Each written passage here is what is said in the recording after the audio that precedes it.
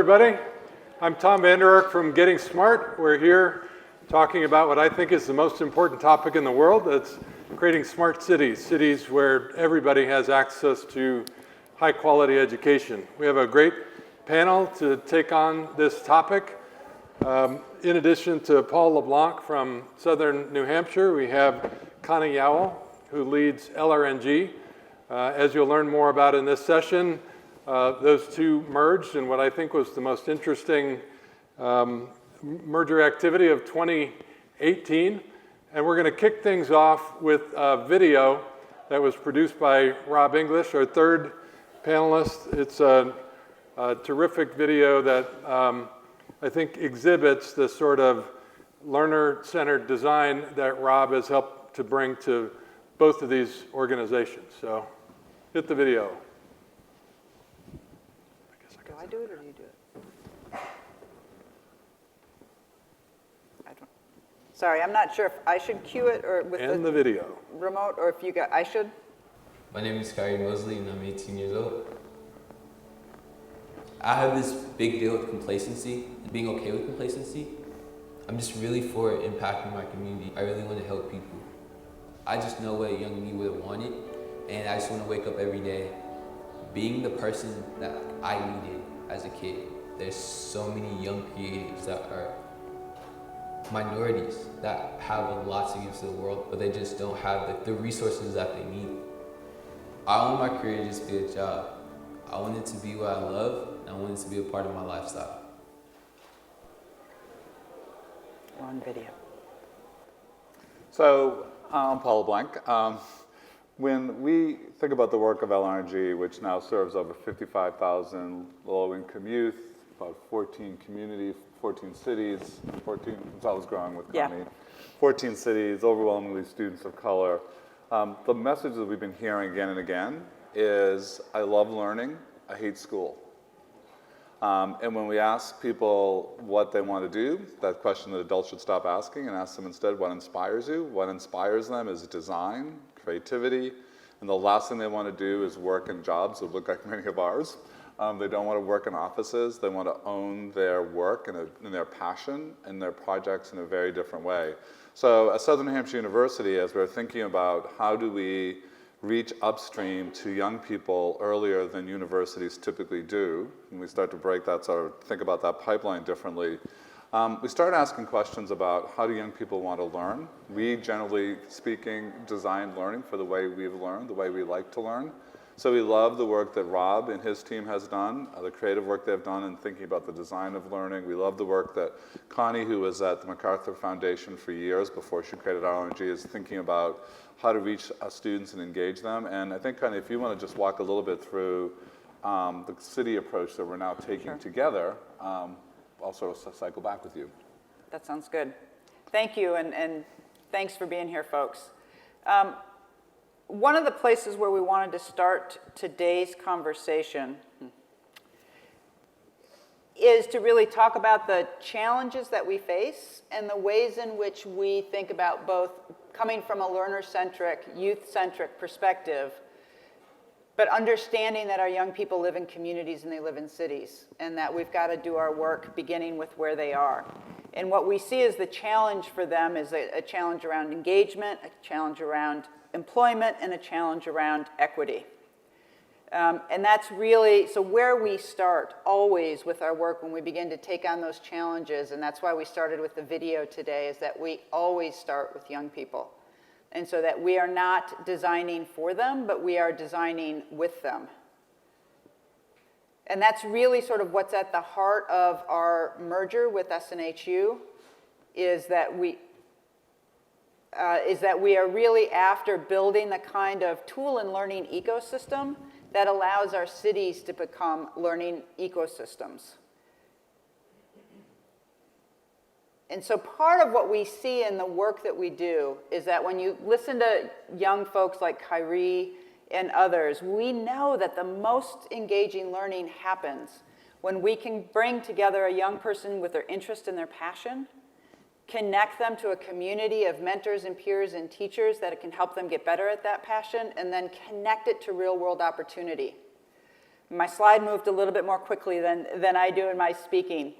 Part of the challenge that we've seen in all of our work is that those three things exist in different places in our cities, right? That young people often pursue their interests in community-based organizations, online and informal conversations and in communities. They build their competencies in school. Real-world impact happens at work or in the workplace. And part of where inequality lives is in the fragmentation of our systems, right? So that heroic teaching and good pedagogy happens when we can bring those three things together, and yet our cities are designed to be siloed and fragmented. And so part of what we're trying to do with our merger is really think about the tools and the ecosystem and the infrastructure that allows us to bring the workforce together with learning, with youth, and the communities in which they live. So how do we do that? What are the tools that we bring to that conversation?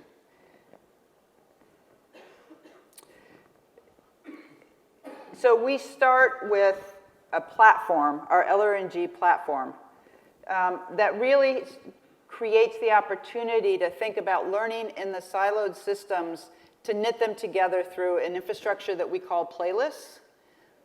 And our playlists are organized to be able to take learning, whether it's happening online or offline, to organize it in a thematic way, and then to enable those themes as young people move through the playlist to level up, to earn badges, and unlock new opportunities. So the way that that gets manifest in a city is that we might work with any of these organizations, a high school, youth that are not in a community but are online, with community-based organizations, with public agencies like our public schools or our libraries. They then are able, through our badges and our infrastructure, to start connecting to learning opportunities that may happen or exist anywhere. So for example, what you see here is a set of projects that we did in Chicago with Apple. And part of what we did with Apple and a whole set of community-based organizations across the city was to say, Apple came in and said, we want our young people to be able to code for mobile phones in Swift. And the community-based organizations in Chicago said, that's great, but we don't have anybody to teach that. And by the way, what happens if they do learn how to code in Swift? Do you have jobs for them? So we started at the very beginning, went to a set of community-based organizations, and they said, well, you know, most of our kids don't really care about coding, but what they care about is making their community better. So we designed a set of playlists with them for them to implement all around design and solving community-based problems. We used Best Buy and other companies to work with on that. And then those badges got unlocked once a young person could identify a core problem, design a prototype around how they wanted to solve that. They could unlock the opportunity they would earn a set of badges and then unlock the opportunity to learn Swift coding. And a completely different set of programs, those badges, because we're a learning and development platform in Chicago for summer youth employment, then unlocked a whole set of jobs over the summer in which they could use their Swift coding, but then continue to learn more career readiness skills, earn a set of badges around career readiness, and then move on. And this is where we got stuck as we started going through this in Chicago, which is we could get young people the beginnings of how to learn around career readiness. We connected those to the workforce. We could get them into learning how to code with Swift. But then what happens after that? And it was at that point that we merged with SNHU to begin to think about, well, how does this connect actually to unlocking real jobs and unlocking college credit? And so really started to work with Paul in southern New Hampshire around what is the future of post-secondary as well. Right, so in the third box that you see, students start now to sort of scaffold those badges, and we've completed the process, actually, of taking all of LRNG's many badges and mapping credits to all of those that are college learning level, college credit worthy. So now all of a sudden in that middle box, you have students who are doing college level work, earning badges, earning college credits that can scaffold into that third box where we can plug them into either a competency-based degree program or courses to continue to build towards a degree. But the notion here being that students are unlocking opportunities for work, in some cases for the very first time, and it may be that that's good for a year, till a supervisor or manager taps them on the shoulder and says, hey Rob, you're really good at this, I could make you an assistant manager if only, and then we are there in box 3 to help with the if only. So you start to move into earn while you learn models, And then we start to partner with community-based organizations. And really, the model we've had for a long time is to sort of end higher ed's monopoly on the ability to teach students in a sort of higher and post-secondary education. So we want to be able to go in and work with a Peloton University, for example, in Texas, working with DACA students, to be able to give those students a college opportunity that doesn't require them to enroll directly into our programs. So in some ways, it's not white labeling, but it's a movement through our community-based partners. We do the same with Duet in Boston, serving inner city communities, or GEVS, which is the Jewish Educational Vocational Services of Philadelphia. So again, the idea for a long time for us has been with our CB program to bring higher education out into communities as opposed to forcing people in communities to leave them to come to us. And all of this scaffolded and coherent in the platform. Do you want me to continue? Yeah, go. So this led to this notion of building an ecosystem, and the level of granularity we've chosen is the city, where we go in, as Connie described, do the research with the workforce needs of that particular city under the convening power, not always, but usually and preferably through the mayor's office, be able to bring employers to the table, back map pathways to work, solving the talent pipeline needs of that set of employers. And then we start to leverage underused municipal resources like libraries. So we're piloting right now in Birmingham, Chicago, and New Orleans. In Birmingham, we're looking at co-locating a SNHU LRNG facility in the library itself. So this becomes sort of a WeWork for education, a place where young people can come, whether it's to escape the noise and crowdedness of an apartment, or to get access to a decent computer, or to get tutorial help, or to get counseling on a FAFSA, whatever they need. So a multi-purpose space that's cool. Rob's going to talk a little bit about, we leverage culture and popular culture in a very diligent way, which I think higher ed often sort of looks down their nose at. We want to actually go the other way and embrace this as a form and an atmosphere of engagement. We will work with schools in many instances, and I will say, if you hear a note of hesitation, it's only the caveat that every city is very different. And it's really going in early on to understand the landscape and do the research. So I talked about the research that looks at workforce needs. We're also doing the research that tells us what CBOs are going to be most effective in supporting the work. We're also going to look at what the state of the schools are.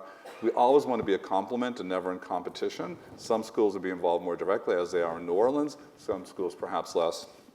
We bring, as it says, you see employers, and then mentors become really critically important, and using the platform, and Connie can talk more about this multi-sided platform that allows us to bring peers together with practitioners. But all of that building a scaffolded, coherent city ecosystem that combines both the technology platform, the learning at every level of granularity you heard me describe before, with the input and sort of buy-in of the employer.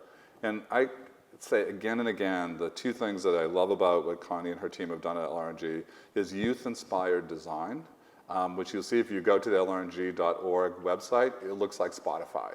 They don't talk about program and curriculum, they talk about playlists, because young people think about playlists.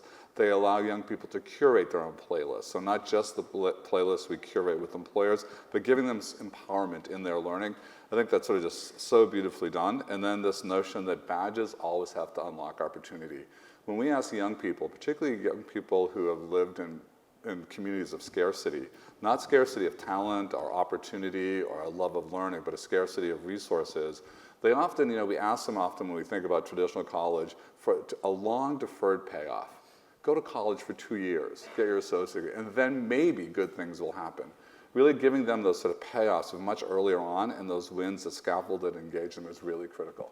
So I love, for example, when you talked about Swift coding and they do that, they have to build an app that solves a problem in their community. When that app goes into the App Store, it unlocks something, a list of every employer in the area that Apple works with that needs Swift coders. Now what is that unlocked? It's unlocked access with demonstrable evidence of mastery. Yeah, thank you. Yeah. So I just want to underscore what I think is the cool thing about this this new merger. It, for me, is a new and innovative pathway from disconnected youth and working adults that may have accumulated some credits but are out of school and didn't have hope of getting a degree. And it creates valuable and interesting learning experiences for them that open successive opportunities and then have the potential to stack into college credit. So this bridge from being disconnected to unlocking opportunity to begin earning credit, to me is really promising. Rob, you've had a chance to work with both organizations, and I'd love just some insights on how you've helped both of these organizations start with the learner in mind. Yeah, where I would love to start is more just taking a step back and saying who I am and who this weird guy on the stage is, because I think it's relevant to the question that you're asking. So I am a creative director. I do a lot of work with music artists. In the past I've worked with a myriad of artists: Lady Gaga, John Mayer, Meghan Trainor, Lindsey Sterling, John Legend, to name a few. And I have spent my career in advertising and creative direction and marketing for artists and entertainment, really about moving culture and trying to amplify messages to reach people and mass audiences in an impactful way.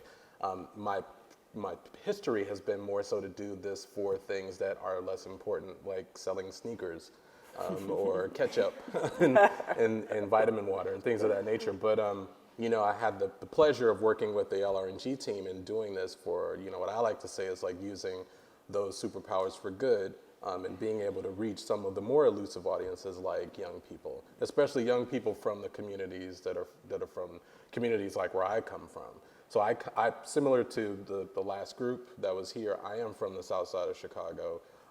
I know what it's like to grow up, surrounded by violence, surrounded by a lack of opportunity, and really finding your way out of that is extremely difficult. In that respect, I am extremely lucky.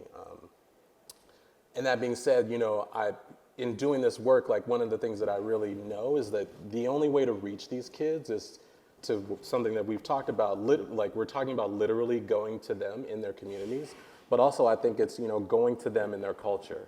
There's one thing about, speaking to people or speaking at an audience, and it's a very different thing than actually, walking to and reaching out to an audience with respect. So if we're actually trying to embed this idea that learning isn't just something that happens inside of a classroom, that is something that can happen anywhere, in a community, in a city, and it's something that has to be a part of their lifestyle, then we need to be able to present learning as a lifestyle. So this has gone into a lot of how we've designed the brand, from the naming to the logo to the aesthetic, the brand architecture. Everything about LRNG has the DNA of things that I and my team have put into working on sneaker brands, to music artist rollouts, to everything else, to video game design, because we want, when these young people encounter this, they need to begin to see this as something that is closely connected to the things that they care deeply about, and that we speak to them in a way that's respectful and that understands them, as we're trying to open their minds to this new world that LRNG is potentially promising. So Connie, in addition to trying to figure out how these two systems come together, you've also made this interesting decision to try to focus a lot of your work in a handful of cities. Yeah. Maybe you could talk about why Birmingham, why Chicago, how'd you pick those, and what do you hope to accomplish there? Yeah, so we're piloting this year in 3 cities, Birmingham, Chicago, and New Orleans, as you mentioned. And part of what we're trying to do, Paul opened by saying we are in about 14 or 15 cities. In doing those initial 14 or 15 cities, we were going in as LRNG, working in a when I say ecosystem, I think about the ecosystem for 14 to 18 or 19-year-olds, and really thinking about in and out of school and connecting summer youth employment and building out those pathways. With the merger with SNHU, we now are also connecting two ecosystems. So we are connecting the worlds of the 14, 15, 16, 17, 18-year-old with the adult learning post-secondary opportunities. And so we wanted to take a step back and think about 3 cities where we could bring both of those tool sets in, as a single ecosystem to work with them. It is kind of a cool, when we think about that connection, we've always thought about AP classes or dual enrollment, but this creates a whole new way to begin to access post-secondary learning. Yeah, so we think that at the end of the day, we are redefining what dual enrollment or concurrent enrollment looks like. So in a couple of weeks, and I'm looking at the president of the global campus for SNHU as I say this, We're going to be able to start talking about a whole set of badges that have been earned in summer youth employment, in libraries, in the out-of-school space that count for college credit. Yeah. As soon as we do that, we have broken, in many respects, the monopoly of schools on counting what matters for learning. And we have opened up the possibility of really delivering and connecting with young people wherever they are, because we now are going to have a much more flexible and fluid and dynamic opportunity to engage them. And we think that that one thing, which is the first thing that's coming out of our merger, but many other things are going to come out of it, has the opportunity to dynamically change what learning looks like in our cities. That's exciting. Paul, anything you want to add about the mechanics of this combination? The ecosystem slide, the final one. I'll give it a shot. Let's see if we can just find this one. Yeah, sorry, Slide I'll I show apologize for the slides. This is a little bit of what the platform. So what Connie looks finds like. out, really, if, I don't want this to sound immodest in any way, but we're really trying to think about this in a way that disrupts our own organization and disrupts higher ed, at least the piece of it that we inhabit. My feeling at this place in this long career in higher education is that most institutions are built around themselves and not students, to be honest with you. And what we're trying to do is, if you think about, and if I can use the analogy, and I don't use healthcare in America as an analogy for many good things, but in some ways universities, like big city hospitals, were big factories where you could go and get everything you needed at that place. And what have we seen in healthcare is a devolution of the hospital into urgent care, minute clinics, community-based health, right? And we've seen them sort of pushing out to the edges where healthcare can happen, telemedicine. In some ways, we're trying to do this with our institution to push ourselves out into the communities we serve and to stop building institutions or a version of higher ed in which we ask students to pass muster and be welcomed in to conform to us, but rather, as Rob suggests, to start with where they are, with their passions, with the way they want to learn, and bring education to them in a way that's much more personalized, it's much more customized to what they need and in the ways they need it. So this is a sort of slide that I sketched out, and you'll see my lack of sort of design. I'm embarrassed that Rob's sitting next to me, but when we think about this, this is this improbable friendship with this like older gray-haired white guy and the coolest person I know, but we become good buddies, and then he has to cringe through this. But when we think about this, it's really learner at the center. And as we sort of reach upstream to pre-college, that LRNG, that we start to break down that barrier. So pre-college doesn't mean non-college. Pre-college means we are as comfortable serving an 11th grader working on her associate's degree, and that's not a problem for us. And if we reach downstream into the workforce, we're as comfortable with a 65-year-old formerly incarcerated adult now getting his or her high school degree. And what we want to build is we want to break the sequence. We want to break the traditional limits of the university. We want to put students at the center of that. And we want to move away from the one-size-fits-all industrial age model of the university to one that's really personalized in the way that we've become accustomed to almost every aspect of our life. Rob certainly mentioned retail, for example, but if you take a look at what's going on now with precision medicine, if you're taking a look at what's going on now with genetic mapping and treatments, you're seeing highly personalized approaches to medicine. We should be able to do this with education as well, and that's what we're really trying to build. So if you look at this is LRNG, Da Vinci, IDEO, Duet, Concourse. These are all high school partners based in the community. Rise High is not there, but with Rise High, we're bringing education to playgrounds in South Central, where we're serving and working with homeless kids and kids that have timed out of the foster care system. We're not asking them to go online. We're not asking them to come to a campus. We are going to where they live and work. If you take a look at New Orleans and Chicago and Birmingham, these are our first attempts to build an ecosystem play. And it's a recognition that when you take regional or statewide plays, you fail to recognize that there's a great deal of difference in the workforce needs, the culture, and the community of Birmingham than there is in Mobile. So we think that's the right level of granularity. To the right, we still have a traditional campus. We have College for America, our CBE program. Global campuses are online. GEM, that's our we don't not name anything modestly at SNHU, so forgive me. That's our global education movement, but this is the most ambitious attempt to bring full degree programs to refugees. So we're in Kenya, Malawi, South Africa, Lebanon, and Rwanda with full degree programs with an amazing team with a goal of getting to 50,000 refugees. Workforce partnerships with, we're doing work with our employers and a big military presence. So you start to think about a university outside of the traditional strict boundaries to really stretch the definition of university to be a learning platform. And in our vision, we imagine learners will dip in and out of that learning ecosystem over the course of a longer life.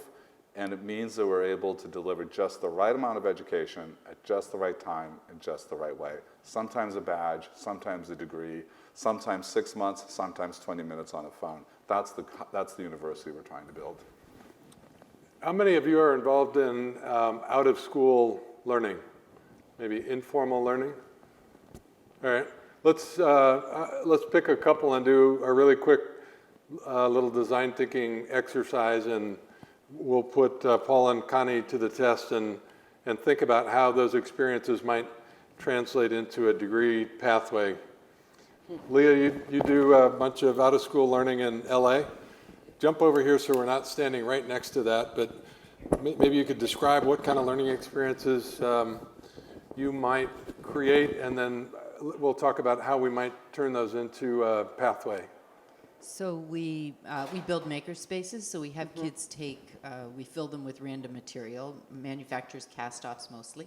So one of the things we do is when we're trying to teach sound, how sound is transferred, we have them build a headset. We call it Beats by Me, hoping Dre will. Cool. So what ages? So we've You have done that some- with 8-year-olds.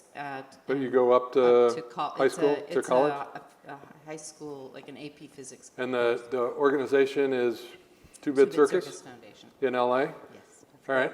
So Connie, if you're working with an employer like that, how could you turn a series of maker experiences into badges? And then maybe Paul, how might that stack into credits? Yep, so a couple of things. First is we want to make sure that the young folks in LA can find you, and that it's not just parents with privilege that are figuring out where you are and getting their kids there.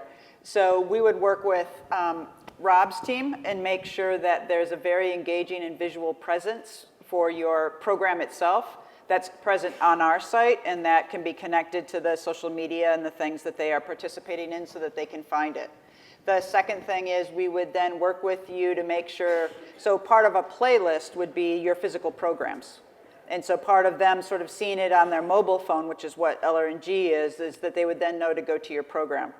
We would then work with you to think about what are the competencies that those young folks are learning during your program, and how do they demonstrate those? So often in Make, it's taking a picture of something that they've made that can then be uploaded and to be turned into a badge. One of the core things that I've often worried about Make is young people go to a single program, it's incredible, they get totally inspired. What do they do next? And so part of the playlist pathway is connecting them so they've learned how to solder, or they've learned a couple of core things. Then the next playlist is going to be about what is that next thing that they should do in relation to creating something. We would have a badge that would unlock that, and then start connecting that to some of the advanced manufacturing, some of the design, some of the could be related to technology or computer science that would sort of build on that first Make experience, and then turn to SNHU to help us think about credits for that. And at some point, that work, as they grade up, is going to start to be credit worthy. We will have pre-mapped that. In the ideal world, there's a point when a student looks up and says, wow, I'm sort of 10 credits on my way to X, right? And that X might be a micro-credential, and 3 of those micro-credentials may add up to an associate's degree. Right. Or the other thing is, if you're talking about 13 or 14-year-olds, it may be that the badge is unlocking the opportunity to showcase what they've created for their local community.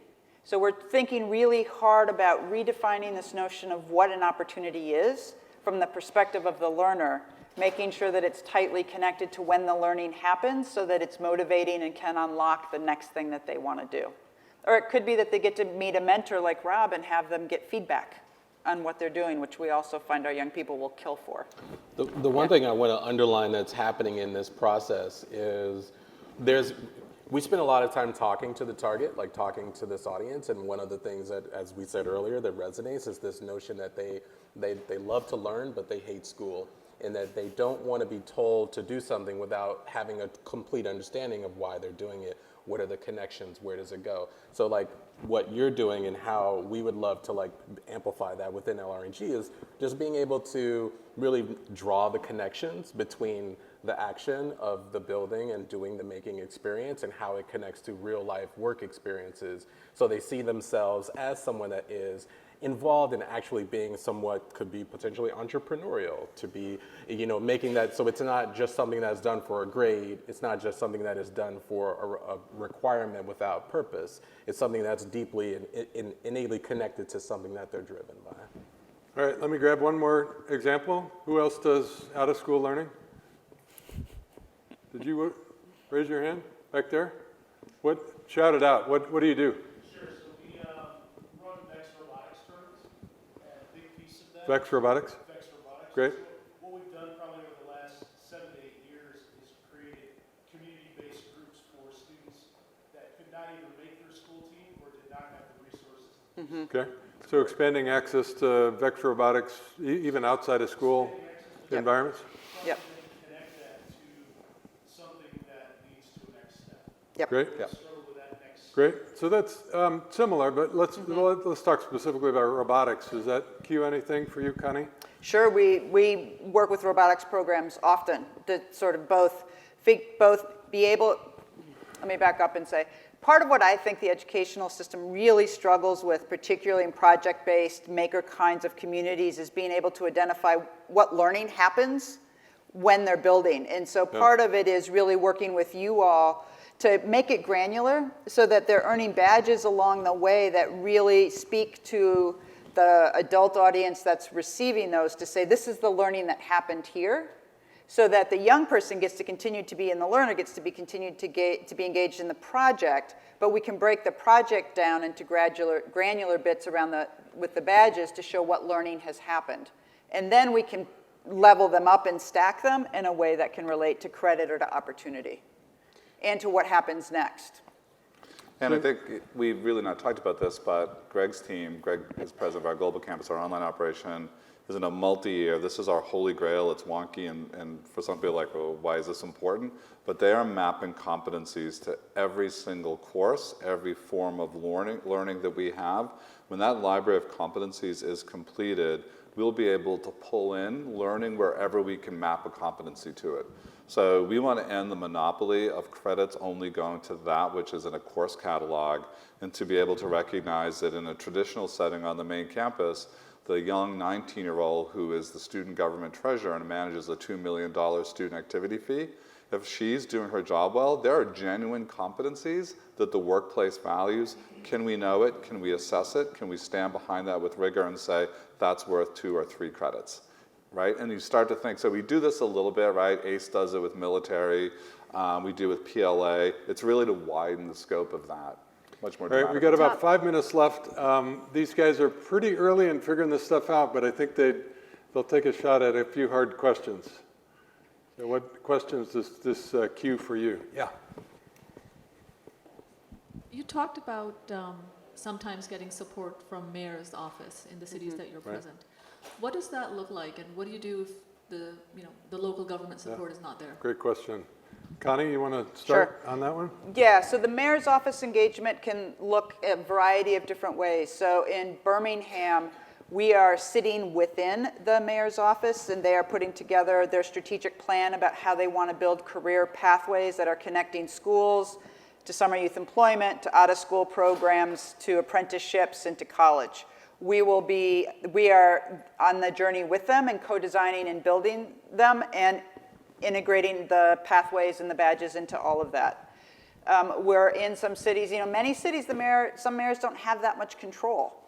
And so what we do is that we may work with the largest nonprofit organization that wants to work with us to begin to move it out. We may work with the library system as a way to begin to sort of bridge and map across all of the organizations. Connie, let me jump in and add that one example would be job skills. Yep. So you would work with the mayor's office, they would work with the business community to identify internships or paid employment opportunities, but to gain access to those, you'd have to earn a job-ready badge on LRNG, Yep. and that would unlock the employment opportunity. So that Yep. that's one way that they've worked Yeah. with 10 cities in the Yeah, past. a nice example of what we're doing, the first thing we did in Chicago, 30,000 young people participate in Chicago's Summer Youth Employment Program. Most of those young people didn't know how to bank their checks. Right. And we're not saving any money. And so we created a playlist called Payday Ready that all of the young people in Chicago have to complete, which is around financial literacy and learning how to open a savings account. They can't get their first check until they finish that. So the badge unlocks the Right. paycheck. So the badges are really Yeah. to get your act together for Yeah, employment. and what we saw was All an right. 85% increase in the number of kids quick opening question, checking Connie. accounts. David? Yep. Thank you for your work and for spending your time with us today. Just a question about your thoughts of measuring impact and outcome, how you're capturing that and the ability to show this value and ROI to future cities as you grow. Would be helpful. Great. Thank you. Thank Sure. you, David. Sure, I'll start and then if you guys want to add in. So the first thing that we are looking at just at its simplest is knowledge change and behavior change. So we actually think it's a huge impact to be able to see that kids are actually opening up their savings accounts. Right, and so we are looking, because we can connect learning to opportunity, we're looking to be able to measure behavior change. At the end of the day, our goal is that we are putting our young adult and adult learners on paths to upward social mobility. And so we both need to see them earning credentials, we need to see them earning increased wages, but we also need to sort of map the behavior changes that get them in the position to be able to do that. And so we have leading indicators plus outcomes. Yep, and then we'll be looking at continuation into post-secondary. There are a whole host of these sort of more conventional city metrics. And we were saying today that how many of you were sitting in the last session with Arnie in that panel? So we're working with Iman, we're working with Arnie's folks as well, and we had a conversation with Arnie today about our need to start to get at some more indelible sort of things, like trauma-informed education is something I think we're just starting to get our handle on, but you heard in that panel, those of you who were here, so much about trauma and pain. And I don't know how, there are things that we're early in this work, as Tom said, but we're really trying to get a handle on a more holistic read of what success looks like, as opposed to our fixation, an important fixation with just jobs. I mean, that's the difference maker for our students. Yep. But it's so much more than that. Yeah, and I'll just add one more thing because I think it's so critical, and it's why Rob is up here with us, is that if we have not gotten a handle on how to ensure sustained engagement in learning, we're not creating lifelong learners. And that's really on us in terms of how we design and what our design looks like. So we're trying to be as rigorous as possible in all of those measures around engagement, return time, the amount of time that they're spending learning. All of those things actually deeply matter because it means we got our design right. Rob, I'm curious. You could be working on a lot of different projects. Like, why this project, and what kind of outcomes do you hope to see? I am working on a lot of different projects. I would say, like, what drives me in this work is, you know, oddly enough, I'm a product of a very similar system to LRNG. It's just a lot smaller. It's what it looks like typically when, you know, you've got like a great community organization and you're able to affect the lives of a few, you know, standout kids. I was like one of those, you know, maybe 10 kids that was actually able to have their lives transformed by a community organization and an opportunity that led to a career path, right? I'm involved with this work because I believe that this work can not only affect the lives of a few kids, it can affect the lives of millions of kids. And this is, you know, I mentioned I do creative direction for John Legend, who actually introduced me into social impact space. I've talked to a lot of education, you know, companies and people with great, you know, with great intentions on transforming the future of learning. But this is one of the few projects that I felt like really had a tangible grasp on the idea that could be scalable, that could touch the lives of a lot of kids in an impactful way. So that's the main reason why I, to this day, and we co-founded it and spend as much time as I do on it, because I sincerely believe that this actually, what's at the core of the model and the idea will work if we're able to execute it properly. I'd say something else, Tom, if I might, about the work Rob's leading and the work generally. In these places that are incredibly challenging, so if Connie could describe to you, she's visited Iman, where Billy and the guys on that panel work. These are incredibly challenging places. The work with our refugee population is incredibly challenging places. They're forcing us to be inventive and creative in ways that traditional settings don't demand of us. Right. But that ability to bring it back into the mainstream. So I'm willing to wager that the design work that Connie and Rob's teams are doing for the youth of Birmingham will be incredibly engaging to the 19-year-old on my traditional campus. Right? We in Kigali have stood up an assessment center because we know that to educate 50,000 refugees, we really have to drive down the cost of delivery. So we've driven down the cost of assessment by 60%. That assessment center is now working in the pilot with Connie's students in the US. In Chicago. Right? So we start to drive down, our big hairy goal is to get the cost of delivery down to $100 a month. If we can do $100 a month, we can remove the financial burden. But that's only the table stakes for the kind of engagement and unlocking of opportunity that this is really about. So, Tom, I just wanted to add one last thing, if It I has can. to be quick. Okay. So it's about this notion of scale that Rob was talking about. So if you look at this ecosystem, you'll see a bunch of programs off on the Da Vinci, the IDEAU, et cetera. We are about helping the programs that exist in the cities do extraordinary work.